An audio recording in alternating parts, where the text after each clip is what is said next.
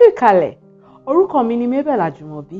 Mo jẹ́ alájọṣepọ̀ àjọ Fleming Fund fún ètò àwọn àyẹ̀wò AMR tí ìlera ẹran àti pé ilé iṣẹ́ tó gbàlejò mi fún ètò yìí ní ilé ẹ̀kọ́ àgbà ìmọ̀ ẹran Denmark. Mo ń ṣiṣẹ́ pẹ̀lú Department Veterinary àti Pest Control Services ní ilé iṣẹ́ Federal Ministry ti Agriculture àti Rural Development nílùú Àbújá. Lónìí, èmi yóò ṣàlàyé kí ni ìdènà iṣẹ́ ògùn tí ń pa kòkòrò àrùn túmọ̀ sí àti ipa wo ni ó kó ní ọ̀rọ̀ biosecurity. Ìṣòro tó ń dojú kọ ìdènà iṣẹ́ ògùn tí ń pa kòkòrò àrùn AMR jẹ́ ìṣòro tó ń dúnkokò mọ́ ètò ìlera àgbáyé. Ìdènà iṣẹ́ ògùn tí ń pa kòkòrò àrùn AMR wáyé nígbà tí kòkòrò kan bá dàgbà sókè lọ́nà láti ṣe ìdíwọ́ iṣẹ́ ògùn antimicrobial láti parẹ́ pátápátá tàbí ṣe ìdíwọ́ sí ètò ìdàgbàsókè rẹ̀. Nígbà tí àwọn kòkòrò kan bá dáhùn sí àwọn ògùn tí tá a ṣe lápẹẹrẹ láti pa wọ́n, àwọn àjàkálẹ̀ àrùn tí ó ti ní ìtọ́jú tẹ́lẹ̀ lè di èyí tí ó pa aláìsàn. Díẹ̀ nínú àwọn kòkòrò bíi kòkòrò àrùn bacteria, viruses àti ti parasite tí ó ń fa àìsàn sára ọmọ ènìyàn ti gba agbára láti dènà iṣẹ́ ògùn tí ń pa kòkòrò àrùn antimicrobial. Tí kòkòrò kan bá lágbára láti dènà iṣẹ́ ògùn tí ń pa kòkòrò àrùn, ògùn tí ó yẹ kí wọ́n lò fún kò ní ṣiṣẹ́ rárá. Àwọn kòkòrò àrùn tí ń dènà iṣẹ́ ògùn tí ń pa wọ́n máa ń kó bá oúnjẹ jíjẹ tí a ṣe látara àwọn ẹranko gẹ́gẹ́ bí wàrà, ẹran, ẹyin àti bẹ́ẹ̀ bẹ́ẹ̀ lọ. Àwọn kòkòrò yìí tún tàn káàkiri sí àwọn irúgbìn látara omi irrigation pẹ̀lú omi tí a ti lò dọ̀tí tàbí tí a ṣe ìdàpọ̀ pẹ̀lú manure ẹranko. Kí ni ó ń fa ìdènà antimicrobial? Ìkíní, ìlòkulò àwọn ògùn èyíkéyìí fún ìtọ́jú àwọn aláìsàn tàbí àwọn ẹranko wa. Ìkejì, ìdènà yìí tún wáyé nígbà tí a kò bá tẹ̀lé ọ̀nà tó dára láti lo ògùn. Ìkẹta, tàbí nígbà tí a bá rí pé ògùn yẹn ti mú ara dẹ̀ wá díẹ̀, a sì máa dá lílo ògùn náà dúró. Ìkẹrin, tàbí tí a bá lo ògùn tí oníṣègùn tàbí dókítà kò fún wa láti lò. Báwo ni ìdènà yìí ṣe ń tàn?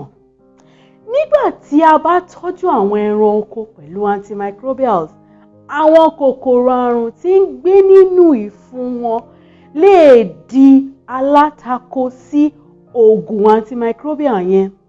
Lẹ́yìn náà, àwọn kòkòrò àrùn yìí lè bá àwọn oúnjẹ láti ara ẹranko yìí bíi ẹran, bíi wàrà tàbí ẹyin jẹ́. Àwọn kòkòrò àrùn tún lè ṣe ìbàjẹ́ àyíká nígbà tí àwọn àgbẹ̀ bá lo ìgbẹ́ àwọn ẹranko yìí gẹ́gẹ́ bí manure tàbí ajílẹ̀ fún àwọn oko ẹ̀fọ́ wa.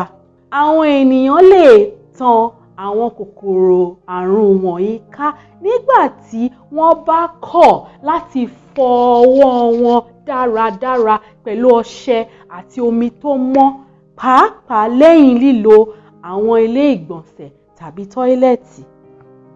Oúnjẹ lè jẹ́ okùnfà ìtànkálẹ̀ àwọn kòkòrò àrùn yìí nítorí pé àwọn kòkòrò àrùn zoonotic ń gbé nínú ìfun àwọn ẹran tí à ń jẹ.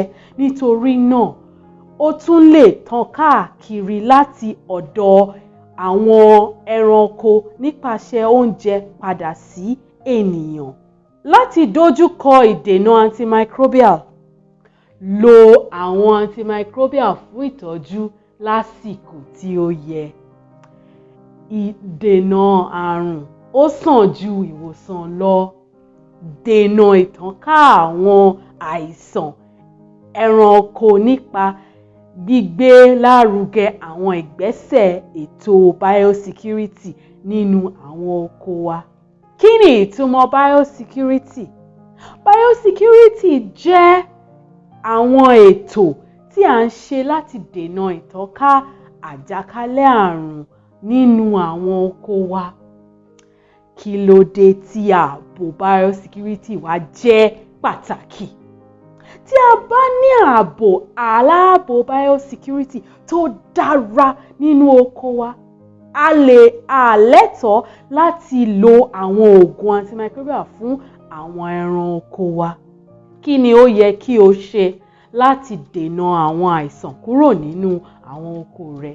Ìkíní, rí dájú pé oko rẹ ní odi àti ẹnu ọ̀nà láti ṣe ìdíwọ́ fún àwọn àlejò àti ọkọ̀ láti wọlé àti jáde nínú oko rẹ.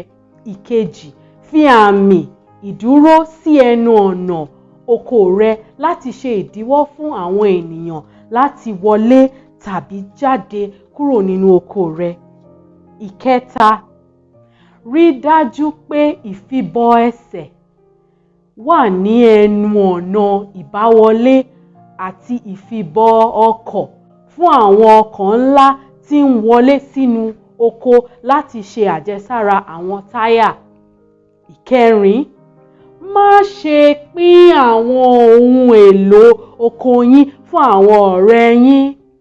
Ìkarùn-ún, ṣètọ́jú ìmọ́tótó nígbà gbogbo nínú oko nípasẹ̀ fífọ̀ àti láti disinfect àwọn ohun èlò oko. Fífọ ọwọ́ rẹ nígbà gbogbo àti kí o sì wọ aṣọ ààbò lórí oko gẹ́gẹ́ bí àwọn aṣọ ẹ̀wù, bàtà àti ìbọ̀wọ́. Má ṣe ta àwọn ẹyin, ẹran, adìyẹ tàbí èyíkéyìí àwọn ọjà ẹranko nínú oko rẹ. Kúkú ní ṣọ́ọ̀bù ní ẹnu ọ̀nà oko rẹ tàbí kó ní ṣọ́ọ̀bù lọ́jà. Ìkeje, lo àwọn àpótí ẹyin oníke yàtọ̀ sí àwọn àpótí èyí tí a ń fi páálí ṣe láti máa gbé ẹyin tà nítorí pé àpótí ẹyin oníke ó ṣe é fọ̀. Ìkẹjọ, dè páńpẹ́ fún àwọn eku àtàwọn ẹyẹ ìgbẹ́. Ìkẹsàn-án, fún àwọn ẹranko rẹ ní àjẹsára. Ìkẹwàá, ya àwọn ẹranko tí ó ní àìsàn kúrò lára àwọn tí ara wọn kò bá yá. Ìmọ́kànlá, gba ìmọ̀ràn láti ọ̀dọ̀ àwọn oníwòsàn ẹran nígbà tí àwọn ẹranko rẹ bá ṣàìsàn. Rí dájú wípé antimicrobial ṣe pàtàkì púpọ̀. Nítorí náà, a ní láti dáàbò bò wọ́n nípasẹ̀ lílò wọn.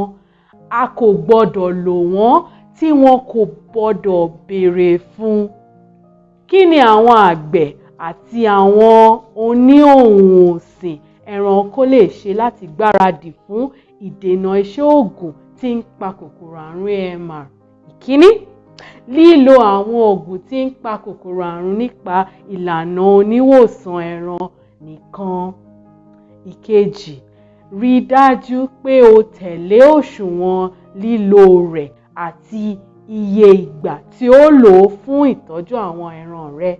Ìkẹta, ríra àwọn òògùn láti àwọn ilé-iṣẹ́ tí a fún láṣẹ láti tà ní gbogbo ìgbà.